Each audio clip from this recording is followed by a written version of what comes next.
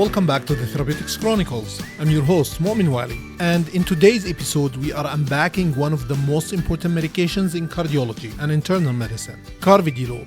Whether you are reviewing a discharge prescription post-MI, adjusting a heart failure regimen, or educating a hypertensive patient about beta-blocker options, Carvedilol demands a pharmacist's full attention. If you are preparing for your board exams, working in ambulatory care, or counseling patients in a community setting, today's deep dive into Carvedilol will arm you with the knowledge to confidently assess counseling and optimize therapy. We will break down its mechanism, real-world uses, dosing pitfalls, adverse effects, pharmacist interventions, and more. We will also simulate a dream counseling role-playing and finish off with rapid-fire board questions. Before we start, do not forget to join our WhatsApp and Telegram study groups using the links in the episode description. And if you are on LinkedIn, let's connect and build a stronger pharmacy network together. Alright, let's talk Carvedilol. Carvedilol is a non-selective beta blocker with additional alpha-1 blocking properties. That's right, it does not just slow the heart, it also causes vasodilation by blocking alpha-1 receptors. This unique dual mechanism means Carvedilol reduces both heart rate and systemic vascular resistance, making it particularly valuable in conditions where both rate control and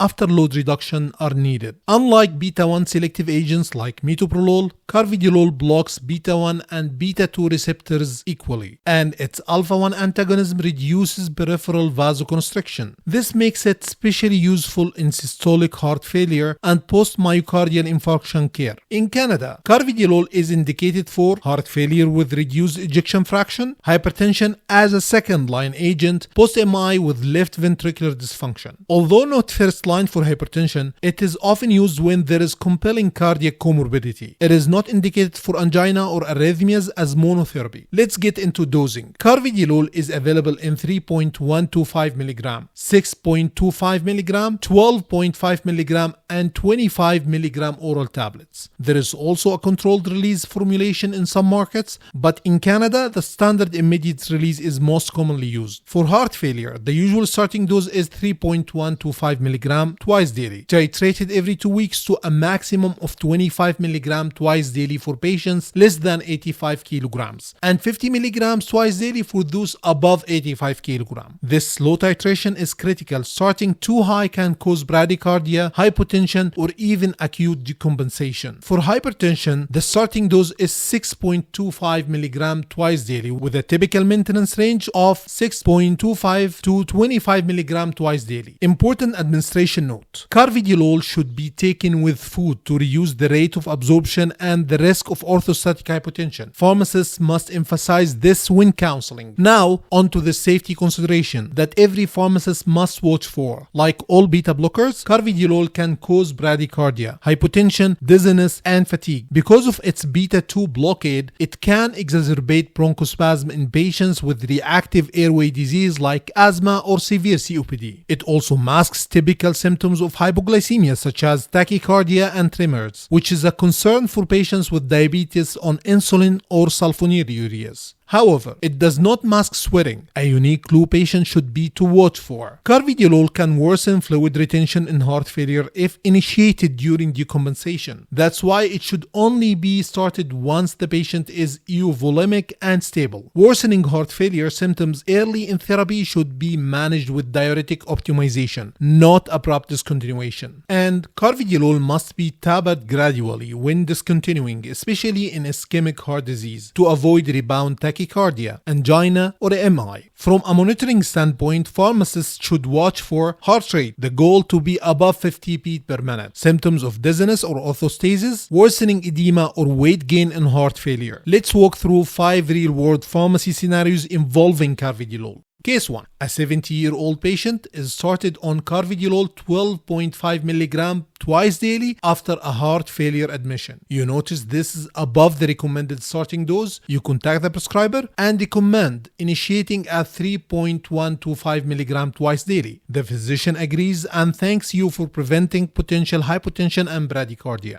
Case 2. A diabetic patient with heart failure is concerned about masked hypoglycemia. You counsel them to monitor for sweating and teach them how Carvedilol may blunt their usual symptoms.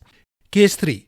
A COPD patient is prescribed Carvedilol. You assess severity and discover they are already using a rescue inhaler daily. You flag the risk of bronchospasm and suggest the prescriber consider a beta-1 selective agent like bisoprolol or metoprolol. Case number 4. A heart failure patient forgets to take their Carvedilol dose before breakfast and takes it on an empty stomach. They report dizziness and near fainting. You counsel on always taking Carvedilol with food to reduce the risk of orthostatic hypotension. Case 5.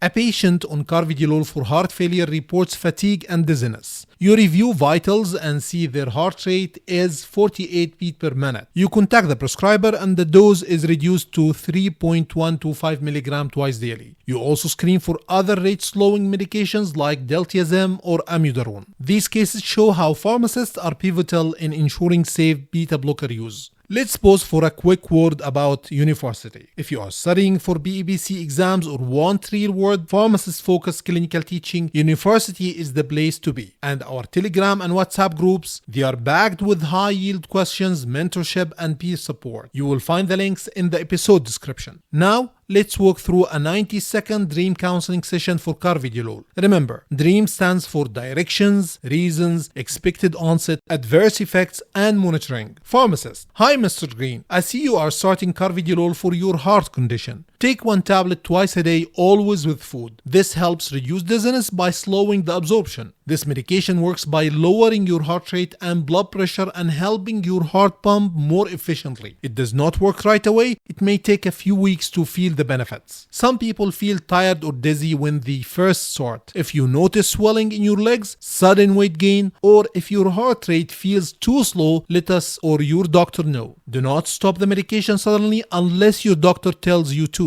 We will monitor your heart rate, blood pressure, and symptoms regularly. Do you have any question? Alright, let's test your Carvedilol knowledge with rapid fire Q&A. Question 1. What receptors does Carvedilol block? Answer: beta-1, beta-2, and alpha-1 adrenergic receptors. Question 2. Why should Carvedilol be taken with food? Answer: to reduce the risk of orthostatic hypotension.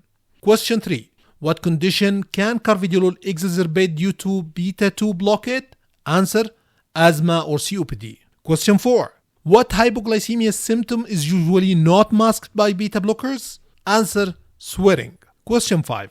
Can Carvedilol be stopped abruptly? Answer: no, it should be tapered to avoid rebound tachycardia or ischemia. Question 6. What is the target maximum dose of Carvedilol for a patient under 85 kg with HFrEF? Answer: 25 mg twice daily. And that brings us to the end of today's episode on Carvedilol. We explored its unique mechanism, practical uses, safety considerations, real pharmacist cases, and counseling strategies. If this helped sharpen your skills, make sure to subscribe, share it with your colleagues, and join our study groups for more high-yield learning. This is Momen Wali signing off from the Therapeutics Chronicles. Catch mistakes before they catch you. See you then.